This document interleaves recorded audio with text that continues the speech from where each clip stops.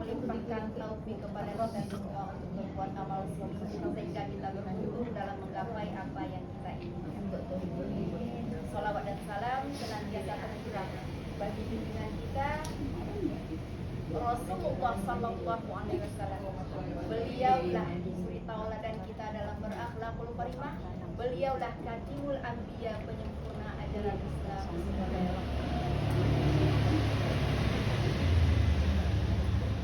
Mudah-mudahan kita yang hadir di sini semua termasuk hamba Allah yang selalu taat dan juga termasuk umatnya Rasulullah yang senantiasa istiqomah dalam menjalankan sunnah. Amin. Yang terhormat keluarga besar dari Bunda Hajah Elvi,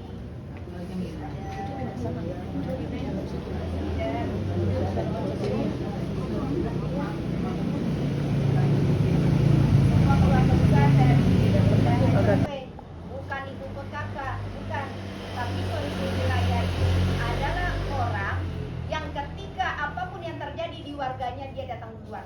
Ada yang meninggal dia datang duluan, ada yang sakit dia nolong duluan, ada yang hajatan dia bantu duluan, tanpa ujian, tanpa nunggu disuruh dia datang duluan. Itu namanya pemimpin wilayah. Beliaulah yang memiliki wilayah. Kalau Bu RT itu ada batasnya. Tapi yang memiliki wilayah ini biasanya para ustazah, orang-orang yang berfungsi di masyarakat, itulah yang memiliki wilayah. Beliau sangat penting di masyarakat, beliau sangat ikhlas. Makanya kalau ada orang-orang yang seperti itu masih banyak.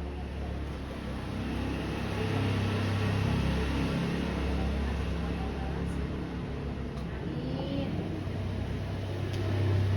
Yang saya sayangi, yang saya Gimana kita suruh tengah-tengah kepada Allah agar Allah memberikan kepada kita umur panjang yang berkah.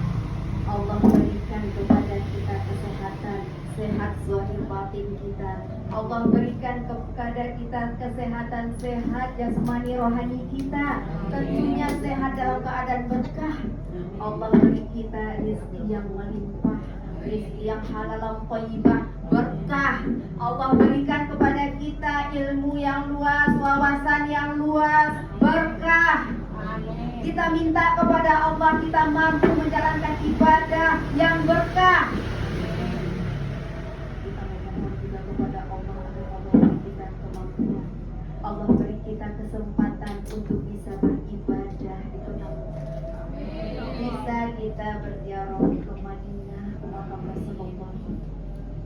Allah beri kita kemampuan beribadah dengan istiqomah. Kalau nanti dijemput oleh Allah dalam keadaan dibangkitkan nanti, disiapkan oleh Allah. Ibu mau masuk surga? Ibu mau masuk surga? Orang yang masuk surga itu muda semua, Bu, nggak ada nenek-nenek. Cantik-cantik semua. Cantik semua, nggak ada nenek-nenek, semuanya cantik. Jadi yang meninggalnya ketika sudah nenek-nenek nanti dibangkitkan ketika masuk ke dalam surga. Semuanya rata-rata berumur sekitar 30 tahun. Lagi matang-matangnya. Ada yang bilang sekitar umur 22 tahun. Ada yang bilang sekitar umur 25 tahun. Lagi mengkel-mengkelnya, lagi cantik-cantiknya. Jadi semuanya kalau masuk surga semuanya cantik, Bu. Di dunia pendek nanti proporsi, di dunianya gendut nanti proporsional. Cantik semuanya. Warga surga itu cantik semuanya. Jadi mau masuk surga? Yakin mau masuk surga? Benar. Dosa banyak, aib banyak, maksiat banyak, pahala dikit, amal kurang.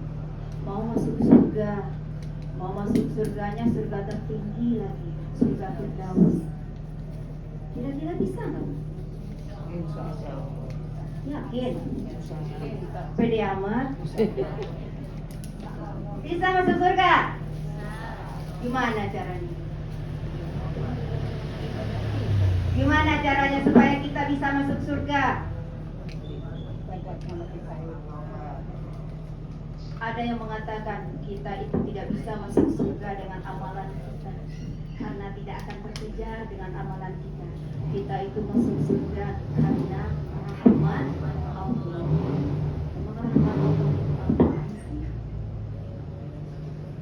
Rahmat Allah itu apa? Kita ngomong aja rahmat Allah, rahmat Allah, rahmat Allah itu apa? Kalau kita kepingin mendapatkan rahmat Allah, berarti kita harus mendekat kepada Allah, harus taat kepada Allah. Kita bersegera menjalankan segala perintah Allah, kita tinggalkan semua larangan Allah. Kita upayakan berbuat kebaikan, kita upayakan untuk memperbaiki diri kita, kita upayakan untuk bermanfaat buat siapapun. Ketika kita sholat beribadah, kita upayakan kita khusyuk, benar-benar takut hanya kepada Allah. Kata Allah, wa qala rabbuka alla ta'budu illa iyyahu wa bil walidayni ihsana. Janganlah kalian mempersekutukanku. Jangan ada Tuhan lain selain diriku. Jangan ada Tuhan-Tuhan kecil.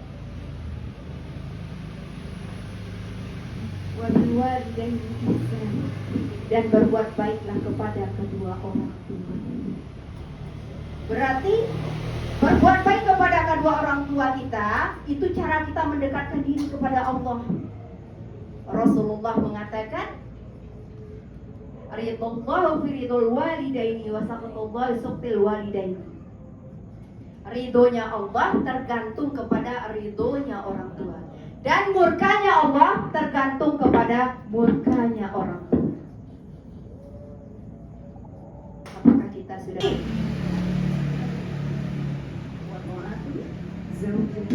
taat kepada suami? Bisa? Tapi kata Rasulullah juga, perempuan itu paling banyak di neraka.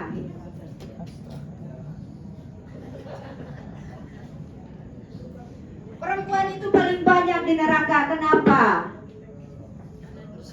Karena perempuan itu tidak bisa menjaga lisannya, nyakitin hati orang tua, nyakitin perasaan suami. Tanpa kita sadari, kita sudah menghancurkan surga kita. Katanya mau masuk surga, padahal surga kita dekat, orang tua kita suami. Di satu majelis saya pernah bertanya kepada ibu-ibu yang masih anak, maksudnya masih punya anak kecil, yang masih muda-muda. Ibu, kalau boleh milih, ibu mau mati duluan atau bapak mati duluan? Jawabnya, bapak dulu. Ketemu lagi saya satu perumahan yang sudah agak lama. Itu rata-rata udah banyak yang pensiun. Berarti kan udah ada cucunya, udah berumur. Saya tanya lagi, kalau boleh milih Bu, mau mati duluan atau bapak duluan? Bapak duluan.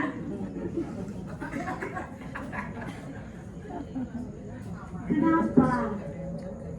Kenapa ibu-ibu itu maunya bapak yang mati duluan? Padahal kita mencari ridho dari suami. Masih muda ngakunya yaudah bapaknya aja duluan. Udah tua masih bilang juga bapaknya duluan. Kenapa? Kenapa? Berarti belum masuk ilmu yang patut. Padahal kita ngaji udah berapa tahun, Bu? Tahu nggak takdir baik dan takdir buruk itu ada? Ketetapan dan ketentuan Allah itu ada. Kapan mau meninggal kita udah tahu. Udah ada ketetapan dari Allah. Cuman kalau disuruh mati duluan nggak mau, ya udah apa aja dulu. Berarti kita masih mikirin diri kita sendiri. Padahal kalau dipikir-pikir, kalau ridho suami itu bisa membawa kita ke surga, lebih enakan mati duluan. Kenapa? Kalau kita yang meninggal duluan, suami ridho, surga kita udah ada. Kalau suami kita meninggal duluan, dia nggak ridho sama kita, di dunia kita udah gak enak, dilihat sama orang juga udah gak enak, udah gak nyaman. Kenapa? Kita nggak mendapatkan ridho dari orang yang sangat ridho. Kalaupun suami yang duluan, Lebaran kita juga mendapatkan ridho dari beliau. Kita minta ridho beliau supaya hidup kita tenang. Berarti minta ridho suami ya Bu ya? Kapan terakhir minta maaf sama suami? Lebaran 8 bulan yang lalu. Ya Allah. Katanya surganya Mas suami, minta maafnya aja pas lebaran. Enggak lebaran juga sama orang minta maaf kan Bu? Padahal ini teman berantem, teman ketemu terus. Kalau ketemu terus biasanya kan banyak dosanya, banyak masalahnya. Harusnya sering-sering minta maaf. Ternyata ibu-ibu nggak mau minta maaf. Berarti ibu-ibu malah seperti ibu. Saya pikir bapak-bapak yang ibu-ibu.